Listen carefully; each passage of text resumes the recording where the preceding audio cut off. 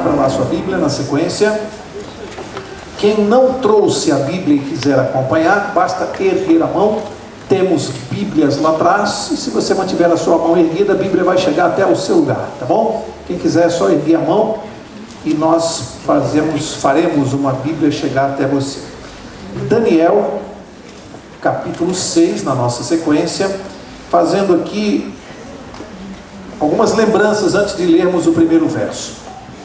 Quando nós começamos a estudar o livro de Daniel, nós dissemos aqui que este livro claramente se divide em duas partes, bem visíveis. Do capítulo 1 ao capítulo 6 é a chamada parte histórica do livro de Daniel. E vocês perceberam que nós estamos estudando até agora, que vem mostrando a história, né? Primeiro do rei Nabucodonosor, depois já sobre o reinado do seu neto Belsazzar, e hoje vamos entrar já no novo reino que destruiu, que destronou a Babilônia. Portanto, parte histórica do livro de Daniel, uma parte que você pode conferir tranquilamente com a história, e traz dados impressionantes para nós sobre a vida desse profeta e sobre especialmente o que isso tudo tem a ver conosco. E temos visto aqui o quanto se aplica à nossa vida, ou deveria se aplicar aquilo que nós aprendemos com Daniel, um homem de Deus. A partir da próxima quarta, ou seja, do capítulo 7, nós vamos entrar na segunda parte do livro de Daniel, que para algumas pessoas até é mais interessante, que é a parte profética do livro. As profecias de Daniel, algumas já se cumpriram e outras estão se cumprindo nos nossos dias, porque eram profecias para o tempo do fim, específicas para o nosso tempo. Não eram para aquele tempo em que ele viveu, nem para os séculos seguintes. Portanto, se você tem curiosidade sobre profecias, se você quer saber o que vai acontecer no futuro, eu recomendo, não leia o horóscopo. Vamos ver no livro de Daniel, na palavra de Deus. É muito mais seguro para nós. E você vai se impressionar nos próximos 6 capítulos, do 7 ao 12. Vocês vão ver quantas profecias de Daniel já se cumpriram de maneira impressionante. E aí você vai saber quais as que estão para se cumprir nos nossos dias. É importante nós sabermos. Você viver num mundo onde você sabe o que vai acontecer. Está aqui na palavra de Deus. Portanto, a partir da próxima quarta, não falte e traga amigos, traga pessoas assim que são céticas, que não acreditam na Bíblia. Traga, elas vão se surpreender, eu garanto para você. Nós vamos entrar na parte profética do livro de Daniel. Hoje, o último livro histórico, último capítulo histórico, por assim dizer, do livro de Daniel, capítulo 6, verso 1, e diz assim: pareceu bem a Dario constituir sobre o reino as 120 sátrapas, uma palavrinha, né? Sátrapas, que estivessem sobre todo o reino. Verso 2: e sobre eles 3 presidentes, dos quais Daniel era um, aos quais estes sátrapas dessem conta, para que o rei não sofresse dano. E verso 3: então o mesmo Daniel se distinguiu destes presidentes e sátrapas, porque nele havia um espírito excelente, e o rei pensava constituí-lo sobre todo o reino. Para aqui, para nós entendermos isso aqui, porque se você ler isso aqui rapidamente, você não vai notar a importância do que está sendo dito aqui. Nós estamos estudando até agora ainda sobre o Império da Babilônia, lembrando que a Babilônia era um império mundial, e nós estudamos isso em história, todos nós estudamos o Império da Babilônia. Portanto, durante esse período da história, durante esses anos que estão se findando agora aqui, a Babilônia mandou no mundo, primeiro governada por Nabucodonosor, e depois pelo neto dele, Belsazzar, que veio a ser morto no final do capítulo 5, exatamente quando Ciro, rei dos Medo-Persas, dos 2 reinos, né, os Medo e Persas, invadiu a Babilônia com seu exército e destruiu a Babilônia, cumprindo mais uma profecia do livro de Daniel, que estava no capítulo 2, quem se lembra? A cabeça da estátua era de ouro, e depois vinha o peito de prata e os braços de prata. O reino da Medo-Pérsia destruindo o ouro da Babilônia. Portanto, aqui, nesta parte, exatamente nesse ponto, se cumpre esta profecia. Mas o que esses 3 primeiros versos dizem para nós, ou contam, é uma coisa muito importante. Porque Ciro, que foi quem destruiu o Belsazar, que tomou conta da Babilônia, porque a Babilônia, a cidade de Babilônia, era apenas uma cidade que fazia parte do império. O império era muito mais amplo e era composto de várias nações. A Babilônia era apenas uma cidade, ok? Ciro tinha 25 anos apenas. Um jovem, um rapaz, um garoto, quando ele destruiu a Babilônia, com 25 anos de idade. O tio dele, esse Dario que fala aqui, tinha 62 anos e era tio do Ciro. Então o que o Ciro pensou? Deixa o meu tio, que é mais maduro, mais experiente, mais vivido, governar aqui a cidade da Babilônia, e ele, Ciro, passava a ser o rei de todo o império, que era muito mais amplo. Então o tio dele, Dario, por isso que o verso primeiro começa falando de Dario. Ele já era aqui o governador da Babilônia. E ele fez uma coisa que chama a nossa atenção. Diz que ele dividiu esse império em 120 governadores. Criou uma república. Dividiu não, ele criou uma república. E a primeira notícia que se tem de república aqui no mundo é aqui. Uma república composta de 120 governadores. Daí para vocês terem uma ideia do tamanho do império medo-persa. 120 governadores e 3 presidentes, dentre os quais Daniel era um deles, um dos 3 presidentes. E disse o verso que ele nomeou um chefe para os 3 presidentes. Quem? Daniel. Bom, o que tem aqui de impressionante?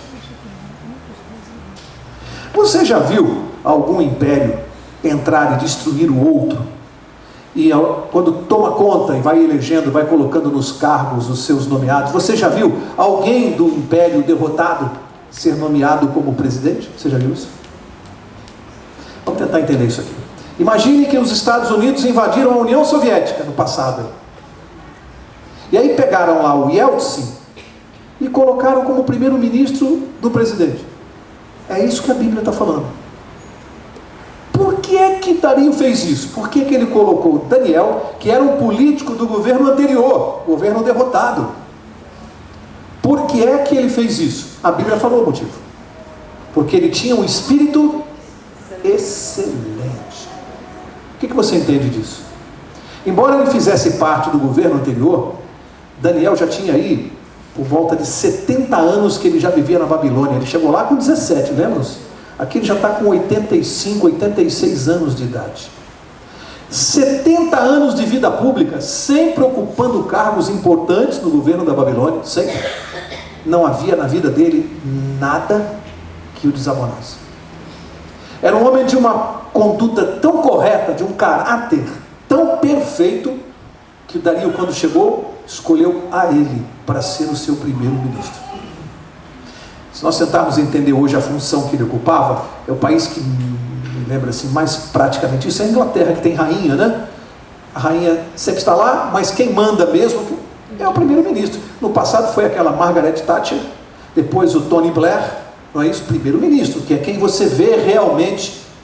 Daniel era o primeiro-ministro de Ciro. Era pouco? Eu estou fazendo essa explicação histórica para você conseguir compreender a importância histórica desse fato. Não era pouca coisa. Daniel, primeiro-ministro deste império medo-persa. Ok? Aqui, interessante, é que ele é mantido no novo governo, é isso que eu quero dizer. Mantido numa posição de chefia. E aí o que aconteceu? Os outros gostaram disso? Os outros 2 presidentes que foram eleitos? Por quê? Porque a Bíblia disse aqui que ele era chefe dos outros 2. E não gostaram. Por algumas razões. Qual era a nacionalidade de Daniel? Judeu. Preconceito.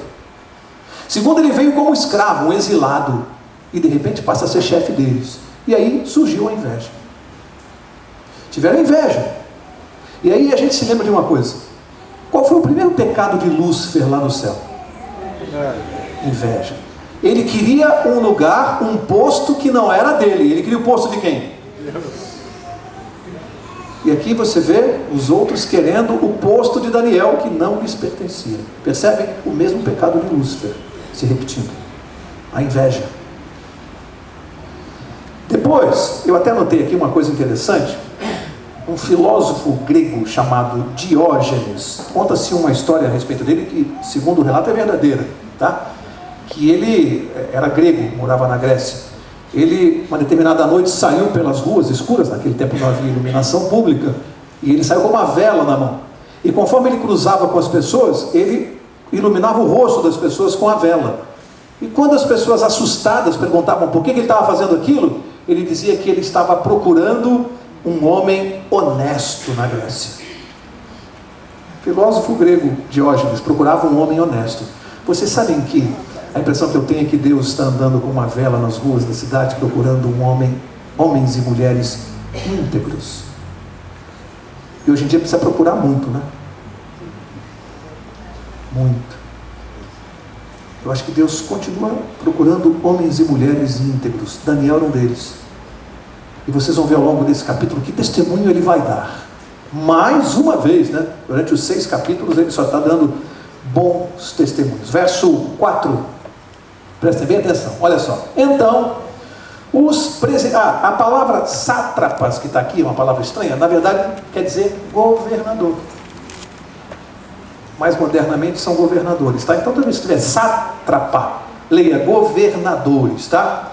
Então, aqui esse verso 4 fica assim: então os presidentes e os governadores procuraram achar ocasião contra Daniel a respeito do reino, mas não podiam achar ocasião ou culpa alguma, porque ele era fiel e não se achava nele nenhum vício nem culpa. Amigos, como eles tinham inveja, o que eles fizeram? Se reuniram os presidentes e os 120 governadores e queriam achar alguma coisa na vida de Daniel.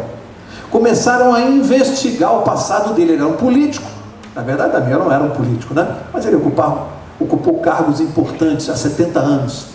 E eles pensaram o seguinte: não é possível um homem público, um servidor público, 70 anos participando de governos, esse cara deve estar metido em alguma corrupção. Vamos investigar que vai aparecer. Aí eles resolveram fazer uma CPI. A CPI do Daniel. E foram investigar a vida dele. E o final da CPI disse o quê? Não encontraram nada. Pergunto, será que algum servidor público hoje resistiria a uma CPI bem feita? Deve ter. Eu não sou de generalizar. Existem pessoas honestas e íntegras em qualquer lugar, inclusive na política. Pode ter certeza disso. Nós não devemos generalizar. Existe gente ruim e gente boa em qualquer lugar. Até na política você vai encontrar gente honesta, que às vezes não consegue fazer nada, né? Em função da desonestidade dos outros. Fizeram uma CPI do Daniel e não encontraram nada. Nada que pudesse desabonar a vida desse homem para poder levar para o Dario, para poder dizer: olha, não pode, esse cara não pode ser chefe. E não encontraram nada. Bom, não encontraram nada, e aí como é que fica? Vamos ler os versos seguintes. Verso 5 diz assim: então estes homens disseram: nunca acharemos alguma coisa contra este Daniel, se não a procurarmos contra ele onde? Na lei do seu Deus. Então estes presidentes e governadores foram juntos ao rei e disseram-lhe: ó rei Dario, vive para sempre. Todos os presidentes, guarda essa palavra, todos os presidentes do reino, os prefeitos e governadores, conselheiros e governadores, concordaram que o rei devia baixar um decreto e fazer firme um interdito, que qualquer que por espaço de 30 dias fizesse uma petição a qualquer Deus ou a qualquer homem, e não a ti, ó rei, seja lançado na cova dos leões. Verso 8: agora, ó rei, estabelece o interdito e assina a escritura, para que não seja mudada conforme a lei dos medos e dos persas, que não se pode revogar. E verso 9: por esta causa o rei Dario assinou a escritura e o interdito. Amigos, vamos entender aqui algumas coisas. Primeiro, está claro que fizeram um complô contra o Daniel. Terminou a CPI, não acharam nada contra ele, ficaram revoltados e pensaram: bom, já que na vida dele política, na vida dele familiar, profissional, Em todas as instâncias que nós procuramos, não achamos nada. Vamos ver alguma coisa na lei do seu Deus, na sua religião, que certamente não é a religião do rei, que era um pagão. Olha o que eles pensaram. O rei é pagão, ele tem lá uma religião estranha, com um culto meio estranho a esse Deus que ele fala. Aí é que nós vamos pegar. Aí foram ao rei, era um complô, e disseram assim: olha, todos nós pediram uma audiência, né, para o rei. Foram lá os presidentes e os 120 governadores, e disseram assim: olha, todos nós nos reunimos e chegamos a uma conclusão. Agora eles pensaram: vamos trabalhar com o ego do rei.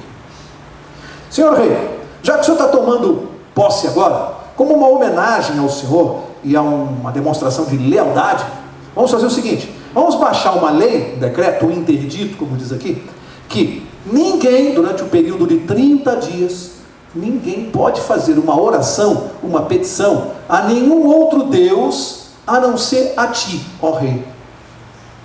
Durante 30 dias, ninguém pode orar para nenhum Deus. Qualquer pedido tem que ser feito só para o Senhor. O Senhor tem que ser adorado por 30 dias. Isso aqui não é novo. Lembram-se o que aconteceu no capítulo 3, quando Nabucodonosor tomou posse do governo? Fizeram aquela estátua, ele mandou fazer aquela estátua toda de ouro, colocou lá no deserto, no campo de Dura, e mandou fazerem o quê? Adorarem a estátua, fez uma dedicação a ele. Não é novo. Portanto, era costume deles, quando o rei tomava posse, era um costume fazer isso. Por isso que esse decreto não chocou a ninguém, era uma coisa que parecia razoável. E qual o problema durante 30 dias ninguém poder orar para nenhum outro Deus e adorar só o rei? Naquela época eles consideravam isso uma coisa normal. Mas qual era a intenção deles? Era engrandecer o rei, fazer homenagens ao rei, demonstrar lealdade? Era isso que eles estavam querendo? O problema deles era prejudicar Daniel. Pobre natureza humana. O problema deles não era bajular o rei, era prejudicar Daniel. Por quê? Já que eles fizeram uma CPI da vida do Daniel e conheciam tudo sobre ele, os costumes dele, eles pensaram: Daniel jamais vai deixar de orar para o seu Deus. Não é por 30 dias, nem por meio dia ele não vai fazer isso. Tinham certeza que ele não ia fazer. Que tipo de testemunho você acha que Daniel dava para que eles tivessem convicção disso? Que tipo de testemunho nós estamos dando? Porque eles tinham certeza que Daniel não tinha acordo com ele. Aqui a Bíblia relata uma coisa interessante. Era a parte da lei dos medos e persas, uma coisa absurda, mas era a lei deles. Depois que o rei assinasse um decreto ou uma lei, batia assim o carimbo do seu anel, era assim que se tornava a lei real, né, autêntica, ele não podia mais revogar. Olha que absurdo. Colocou a lei, boa ou ruim, o rei não pode revogar. Sabe por quê? Sabe qual era a consequência se ele revogasse? Ele era deposto. Então eles foram lá, contaram aquela historinha lá para o rei, mexeram com o ego dele. Poxa, 30 dias, todas as nações louvando só o meu nome, adorando só a mim, nenhum outro Deus. Ele gostou da ideia. Demorou a cair a ficha dele do que estava por trás disso, porque Daniel gostava muito de Daniel. Foi ele que colocou Daniel naquele posto. Ele não tinha percebido que havia um complô por trás disso. E aí, depois ele percebeu o quê? Depois que ele fez a lei, não posso mais mudar. E o que fazia parte da lei? Qual era a condenação para quem desobedecesse? Falou aqui no verso 8. Qualquer um que desrespeitar será jogado na cova dos leões. Para nós hoje, pode parecer para você, mas que absurdo, cova dos leões, mas naquela época, amigo, era assim mesmo. Buraco no chão, enorme, profundo, colocavam aquelas feras famintas lá embaixo. O buraco tinha que ser profundo para a fera não fugir dali, porque se fugisse, quem é que ia segurar? Aí pegava e jogava uma pessoa ali dentro. Legal, né? Era a penalidade, era um hábito lá. Então, fazia parte da lei a penalidade que eles conheciam. Quem desobedecesse será jogado na cova dos leões. Bom, verso 10, né? Que eu parei, verso 10. Agora, olha que coisa impressionante aqui e que lição para nós, para a nossa vida. Eu sempre digo que esse estudo aqui não pode ser apenas para conhecimento histórico. Para mim só vale isso aqui se eu puder aplicar na minha vida. Se eu não puder aplicar na minha vida, tem uma uma importância muito relativa. A palavra de Deus para mim é fundamental, porque eu posso aplicá-la na minha vida. Vamos ver que coisa impressionante aqui. Daniel está numa situação tranquila? Está fácil para ele aqui? Bom, verso 10.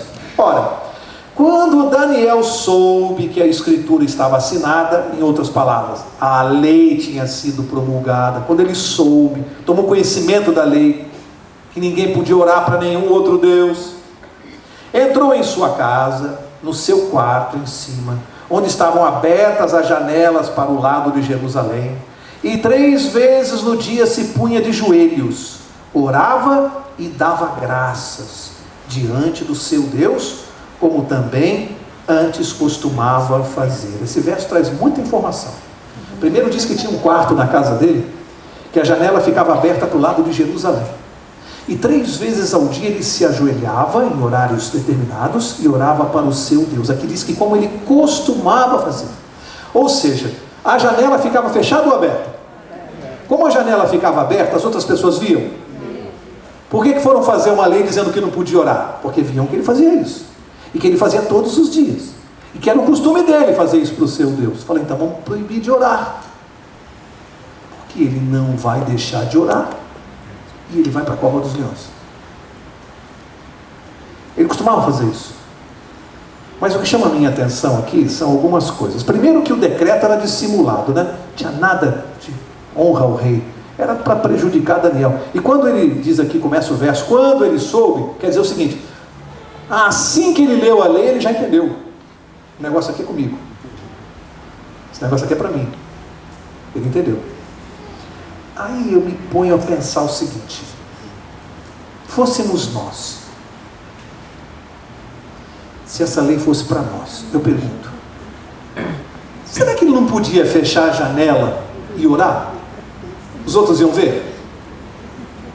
Se ele fechasse a janela, alguém ia ver que ele estava orando no quarto dele? Não iam ver. Então ele não podia fechar a janela? Não era uma solução relativamente simples para resolver esse problema? Mas ele não fechou a janela, ele continuou de joelhos orando. Ele era teimoso? Qual o problema aqui, gente? A gente tem que entender isso, porque isso aqui tem a ver com a nossa vida.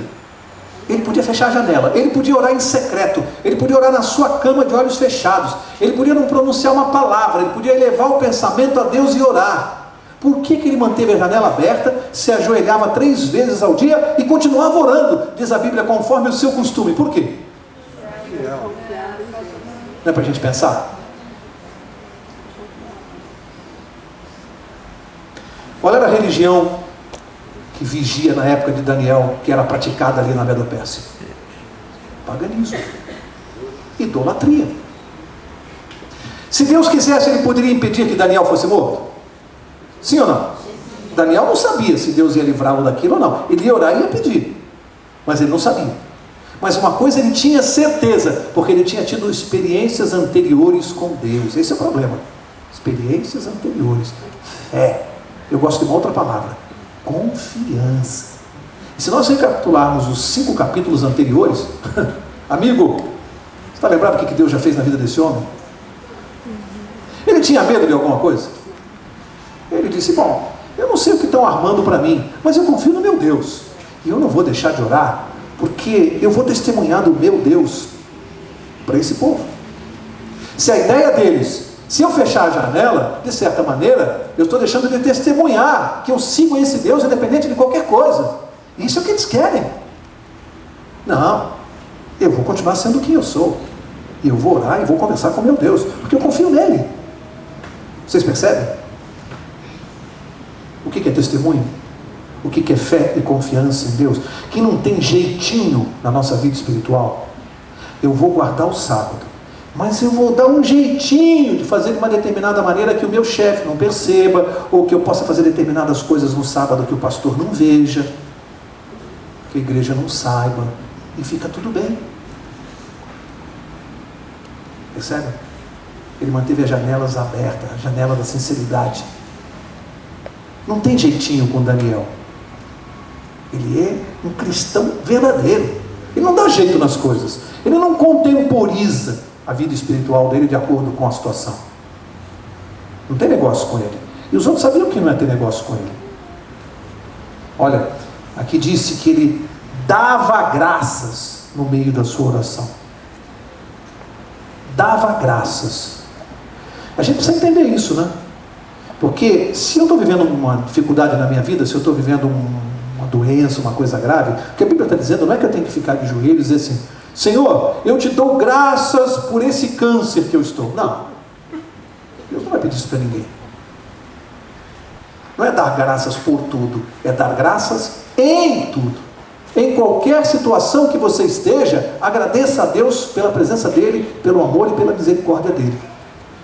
Deu para entender? Não é dar graças por tudo, é dar graças em qualquer situação. É isso que ele está ensinando para nós. Ele está numa enrascada, mas ele dá graças a Deus. E aí eu separei só um versinho para vocês entenderem o que significa isso. É um verso simples, não precisa ir lá ler. Eu vou só mencionar Salmo 34:7, não precisa ir lá, eu vou ler. Diz assim: o anjo do Senhor acampa-se ao redor dos que o temem e os livra. Daniel sabia disso. Ele falou: eu dou graças ao Senhor, porque os seus anjos estão acampados ao meu redor, e se o Senhor quiser e achar importante, o Senhor vai me livrar. Se não livrar, tem um outro objetivo mais importante para o Senhor, e eu vou me submeter ao seu objetivo, ao seu plano para a minha vida. Eu acho interessante quando alguém fala assim: este ano que está começando, eu vou colocar Deus nos meus planos. Parece bonito, né? Vou colocar Deus nos meus planos. Não. Eu vou me colocar nos planos de Deus. Daniel se colocava nos planos de Deus. Senhor, eu não sei o que o Senhor está pensando em fazer com essa situação das covas. O que eu sei é uma coisa só: eu confio no Senhor, e eu vou levando até o Senhor dirigir e ver como é que isso vai terminar, mas eu confio no Senhor. Se o Senhor quiser me livrar, vai livrar. Se não quiser, está aqui o seu soldado. Estou disposto a ir até o fim junto com o Senhor. Esse é Daniel. Isso é lição para nós. Será que eu, diante de um problema, eu confio que o anjo do Senhor está acampado ao meu redor e ele me livra? Ou será que eu já começo a fechar a janela do quarto, já começo a arranjar um jeito de resolver o problema? Lição para nós. Detalhe. Quantos anos tinha esse homem nessa situação? Aqui. Quantos? 85. Com 17 ele chegou na Babilônia. Vocês contam 70 de cativeiro no mínimo ele tinha no mínimo 85, 87. Com 85 anos esse homem tem essa fé em Deus. Não tinha medo de nada. Com 85 anos.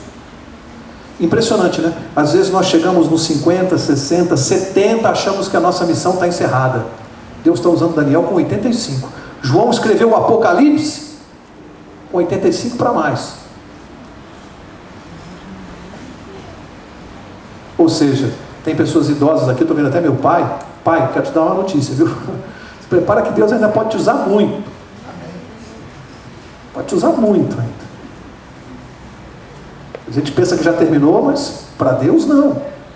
Pastor Félix, o senhor não acredito que esteja próximo dessa idade, mas pelo menos não aparenta. Mas a idade para Deus... Estou lá, doutor. Está lá? Está muito bem conservado, viu, pastor? Amigos, mas o que eu quero dizer é que quando Deus quer usar uma pessoa, Ele não olha para a idade nem para a cor dos cabelos. E está lá o Daniel com 85 anos, ameaçado de cova dos leões, e não quer saber, se ajoelha e vai orar. Vamos seguir? Verso 11. Verso 11 diz assim: então aqueles homens foram juntos e acharam a Daniel orando. Você tinha dúvida? Você tinha dúvida que eles iam achar a Daniel orando? E suplicando diante do seu Deus. Verso 12. Então se apresentaram ao rei e disseram: no tocante ao mandamento real, não assinaste um interdito, pelo qual todo homem que fizesse uma petição a qualquer Deus ou a qualquer homem, por espaço de 30 dias, e não a ti, ó rei, seria lançado na cova dos leões? Respondeu o rei: esta palavra é certa, conforme a lei dos medos e dos persas, que não se pode revogar. Então responderam diante do rei. Daniel, que é dos transportados de Judá, olha o preconceito, aquele judeu exilado, mal agradecido, né? O senhor colocou ele aqui como presidente, mas ele é mal agradecido, ele não te respeita, ele não observa as tuas leis, ele é um rebelde, ele não se sujeita a nada. Vocês estão imaginando o discurso, né, que fizeram para o rei? É só imaginar o discurso. Verso 13. Que é dos transportados de Judá, não tem feito caso de ti, ó rei, nem do interdito que assinaste. Antes, 3 vezes por dia faz a oração. Foram lá e foram denunciar Daniel, como se precisasse. Foram entregá-lo para o rei, dizendo: olha, ele não está nem dando bola, não te respeita, ele não está nem aí para a tua lei. É só o senhor ir lá, vai lá, o senhor vai ver a janela aberta e 3 vezes ele está de joelhos orando para Deus. Bom, aí nós temos um problema aqui. O problema é que o Dario, aí, só aqui, ele entendeu a besteira que ele tinha feito. Ficou pensando: bom, nós temos um problema jurídico aqui. Eu não posso revogar a lei e a lei manda matar Daniel. Eu tenho um problema jurídico aqui. Mandou chamar os assessores jurídicos. Falou: escuta, o que nós podemos fazer aqui? Examinaram o caso e olha, isso não tem saída aqui. O senhor não pode mudar a lei, o senhor tem que cumprir. Se o senhor mudar, o senhor vai ser deposto. E diz que eles trabalharam até o pôr do sol e o rei tentando salvar Daniel. Olha a amizade e a confiança entre os dois. Falaram: olha, ele não faz caso de ti, ele fica orando. Mas o rei conhecia o caráter dele e sabia: não, entre todos vocês que estão aqui me bajulando, ele seguramente é o que mais me respeita, é o mais obediente e o mais fiel. Com certeza, se ele está de joelhos orando, não é para me agredir, é porque ele honra o seu Deus. Olha que coisa, meus. Um rei pagão observando o testemunho de Daniel e sabendo que aquilo não é para afrontá-lo, porque conhecia o caráter dele. Sabe quando alguém me fala mal de uma pessoa para nós, que a gente conhece o caráter? E que a gente às vezes ouve e fala assim: aquela pessoa não faz isso. Não é do caráter dela. Quando se conhece o caráter de alguém, podem falar o que for, a gente sabe que a pessoa não faz aquilo. E o rei tentou salvar Daniel, colocando a sua pele em jogo. Ele estava numa sinuca, num problema jurídico, ele não tinha o que fazer. Mas a Bíblia diz que ele tentou fazer alguma coisa. E não teve jeito. Mas olha só. Verso 15.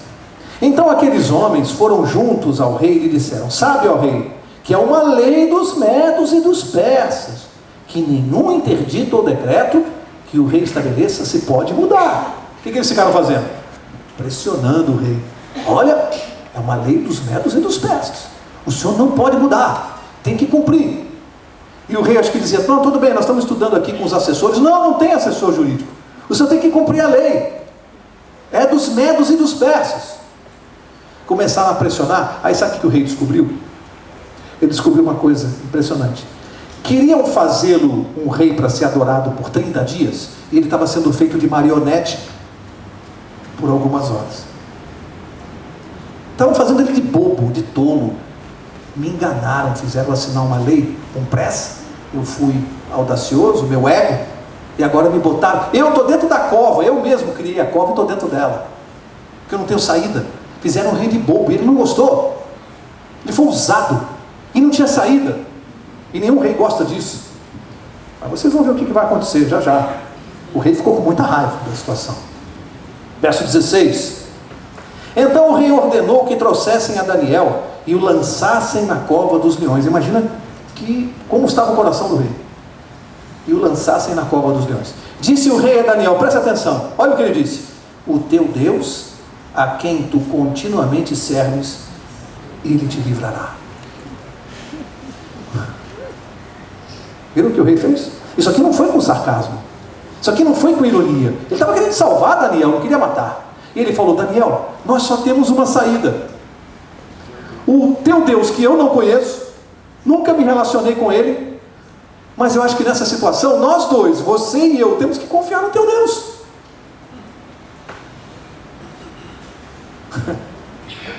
Nós dois.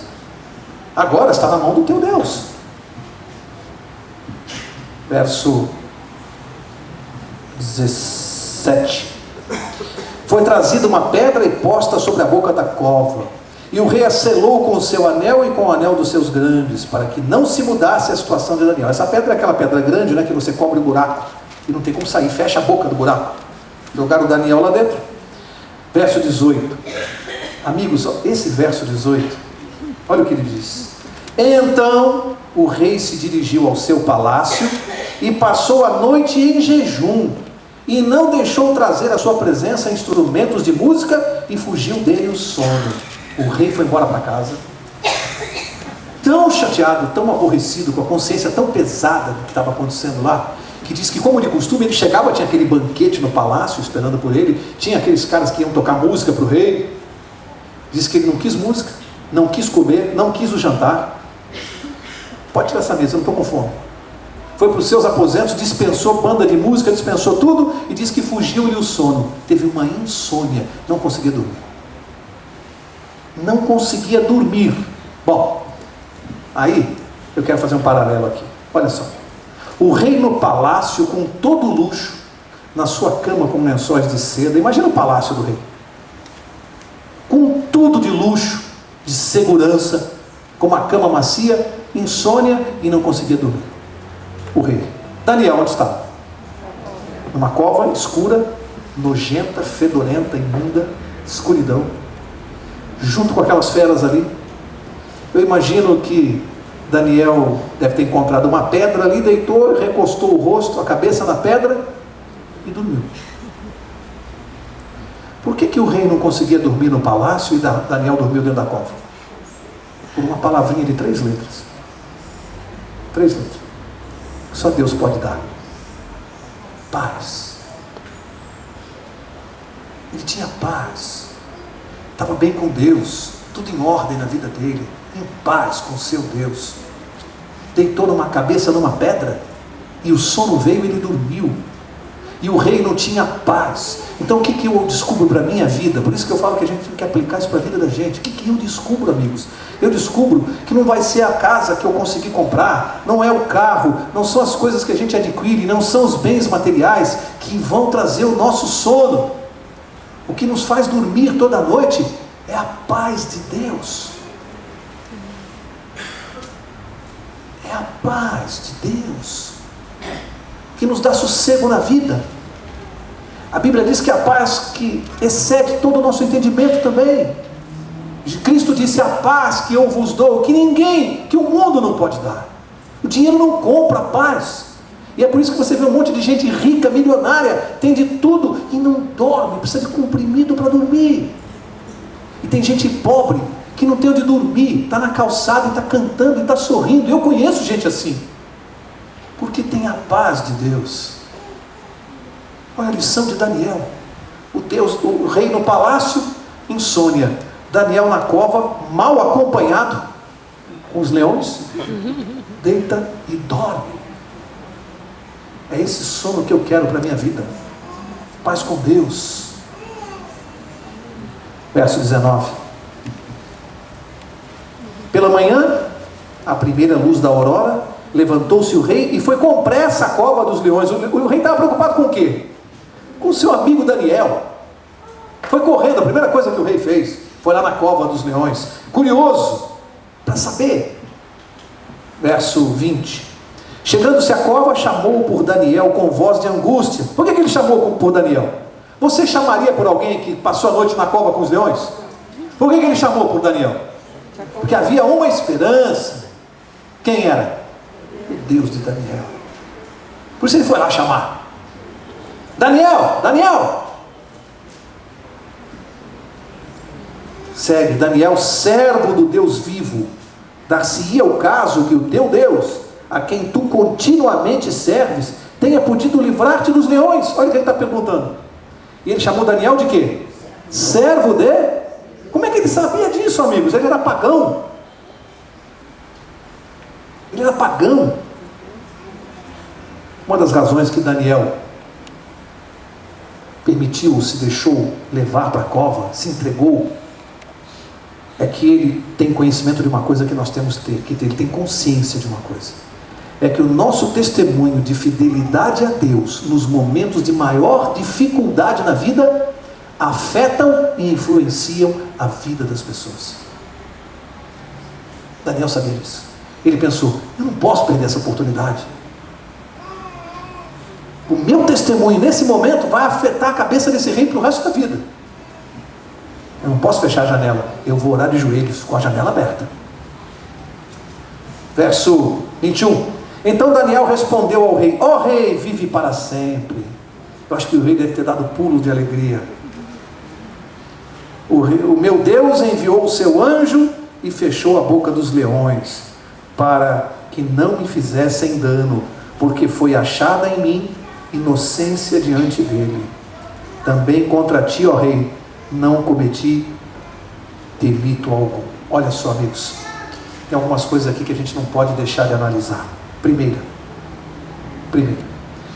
Daniel é um dos únicos personagens bíblicos, um dos únicos, que a Bíblia não registra nada de errado na vida dele. Certamente ele devia ter algum pecado, a Bíblia não registra. Um dos poucos personagens que a Bíblia não registra nenhum equívoco na vida dele. E aí a gente lê que ele foi jogado na cova dos leões. Que lição eu tiro? Que nem isso o livrou da cova. Por quê? Porque o plano de Deus para ele era outro. Significa que tem gente que segue a Deus e diante do primeiro probleminha já quer abandonar a Deus, porque fala: o que adianta servir a Deus se de repente eu estou aqui vivendo esse problema? Amigos, o plano de Deus para nós, ele nunca prometeu que ao segui-lo estaríamos isentos de todos os problemas, de doença, de perda de emprego. Deus nunca prometeu isso. Ele não prometeu nunca para Daniel livrá-lo da cova. Ele prometeu outra coisa: estar com ele dentro da cova. Isso ele prometeu, e esteve e cumpriu. Eu preciso entender na minha vida que ser cristão não me livra dos problemas. Não quer dizer que eu não vou bater meu carro, que eu não posso fazer um mau negócio, perder dinheiro, ter problemas de saúde. Enfim, ser cristão não é um seguro de vida. Mas ser cristão é ter Deus nos momentos de dificuldade. E Daniel está ensinando para nós isso aqui. Nem ser íntegro o livrou da cova dos leões. Outra coisa importante aqui, o que Daniel falou para o rei. Olha só, ele diz que Deus não encontrou nele nada de errado. Deus viu nele inocência. Sabe por quê? Eu volto a dizer, não porque ele não tivesse pecado. Os pecados dele estavam todos apagados pelo sangue de Jesus. Pela fé. Os pecados são apagados. Não por obras dele. Aliás, falando dessa questão do livramento, nós temos outros exemplos na vida. Deus não livrou João Batista. Não livrou. Por mais que Jesus tenha dito que dos filhos de homem ele era o maior, Deus não livrou. Deus não livrou Estevão e tantos outros mártires. Deus não livrou. O que a gente aprende? Que a vitória do cristão, o triunfo do cristão, não é aqui nesta vida, é na vida eterna. A vitória que é prometida não é aqui agora. Embora eu garanto para você que ser cristão faz com que vivamos melhor aqui e agora. Eu garanto para você. Mas a vitória que Deus prometeu não é livrar da cova do leão, não é ter morrido decapitado. Não. Deus prometeu vitória para a vida eterna. E esses homens todos aqui sabiam disso. E eu e você precisamos saber. A gente precisa entender que nós estamos vivendo num mundo onde a gente vai enfrentar problemas, sim. Isso não pode diminuir a nossa fé. De jeito nenhum. Só pode fortalecer. Para começar a encerrar. Verso 23. Então o rei muito se alegrou e mandou tirar a Daniel da cova. E quando Daniel foi tirado da cova, nenhum dano se achou nele, porque crera no seu Deus. Ele não tinha nem um arranhão. Ele disse que o anjo foi lá e fechou a boca dos leões. O que mais que eu entendo aqui sobre Deus? Era um problema humanamente impossível de ser resolvido? Você dentro de uma cova de leões famintos? Humanamente não dá para resolver isso. Para Deus, tinha alguma dificuldade para Deus resolver isso? O que é para Deus mandar os anjos? Foram lá acalmar os anjos, viraram gatinhos. Eu estou imaginando até Daniel, depois que a pedra começou a machucar a cabeça, eu acho que ele deve ter deitado na coxa do leão. É mais macio. Porque Deus agiu. Significa que aquilo que é para mim uma solução impossível, para Deus não é. Mas o mais legal disso que eu gosto de guardar para mim é o seguinte: Deus é um domador de leões. Significa que eu posso ter leões na minha vida. Uma tentação, um vício, uma depressão.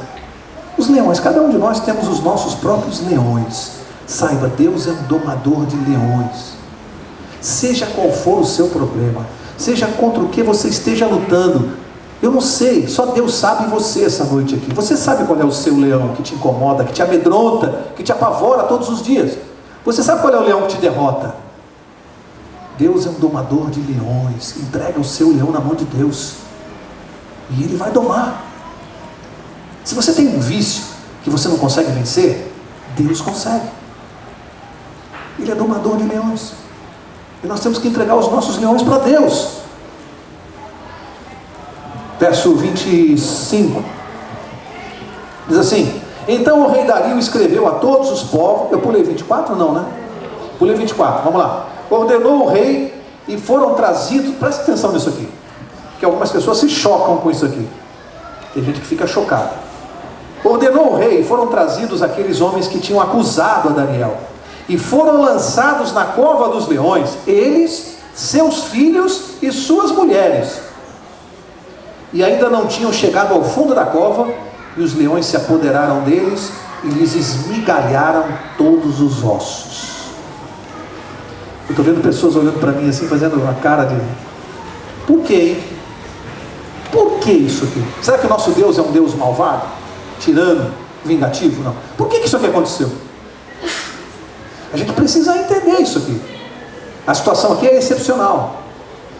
É o seguinte: esses homens que acusaram e conspiraram contra Daniel sabiam que ele era inocente? O que aconteceu com Belsazar? Ele morreu por quê? A Bíblia falou, mesmo sabendo tudo aquilo que havia acontecido com Nabucodonosor, ele resolveu desafiar de novo a Deus, mesmo sabendo. Esses aqui também sabiam que ele era inocente e resolveram. Então, a lição que nós temos é a seguinte: todos aqueles que atacam os cristãos, o povo fiel de Deus, sabendo que é de forma injusta, receberão o destino que planejaram.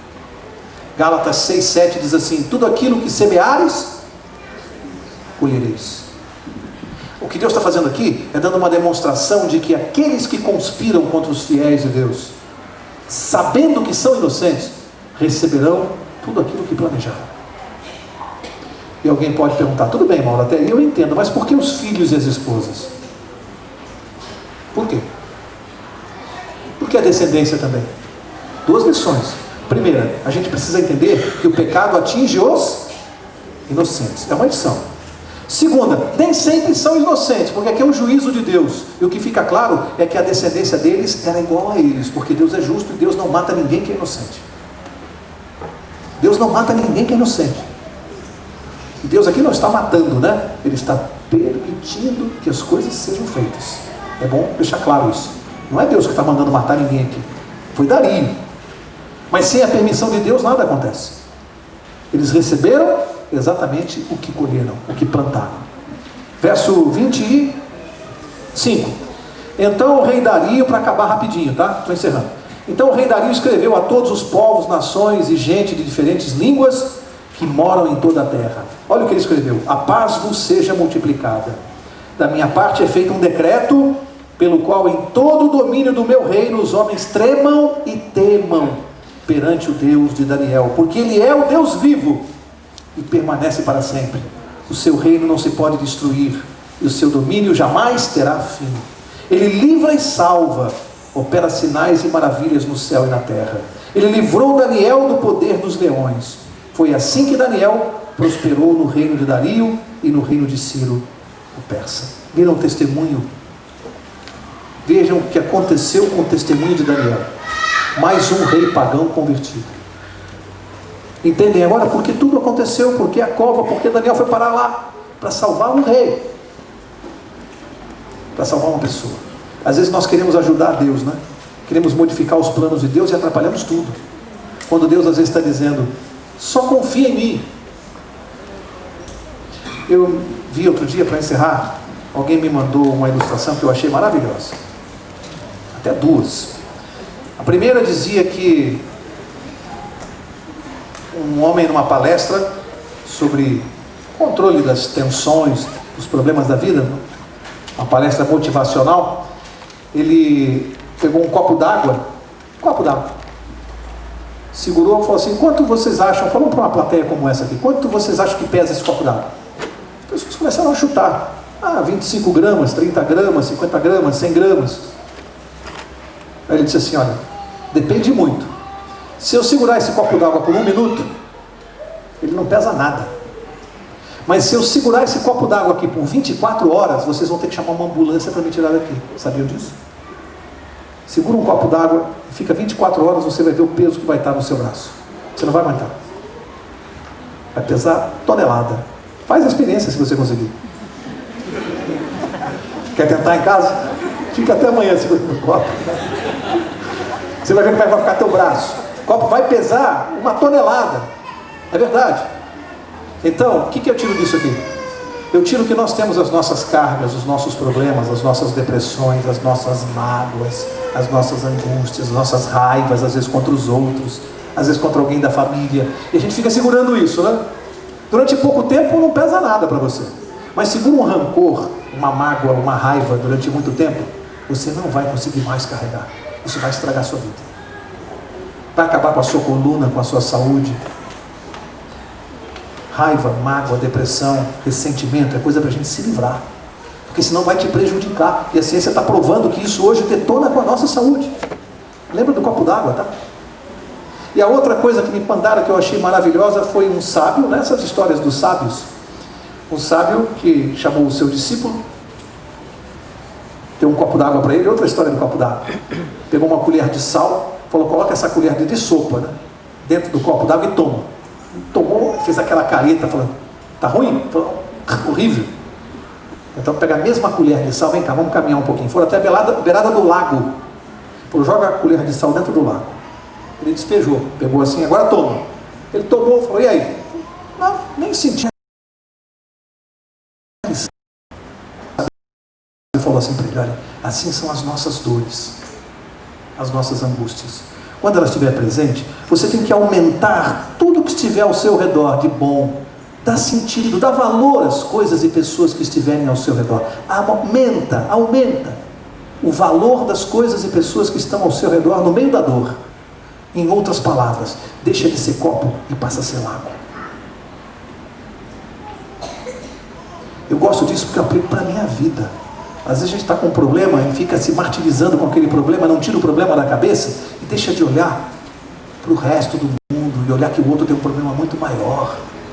A gente olha para o lado, para cima, para trás, e em vez de olhar para o alto, olhar para Deus, ver como é o nosso Deus, como é a nossa vida. Aumenta o que está ao seu redor, que a dor diminui, o gosto passa a ser outro. Lições que a gente aprende e tenta passar para os outros. É isso que Daniel fazia. Deus dele era tão grande, tão imenso, que cova dos leões para ele não significava nada, porque Deus era muito maior. Mas para isso, amigos, era uma vida de convivência com Deus. Isso não é do dia para a noite. Uma vida de relacionamento.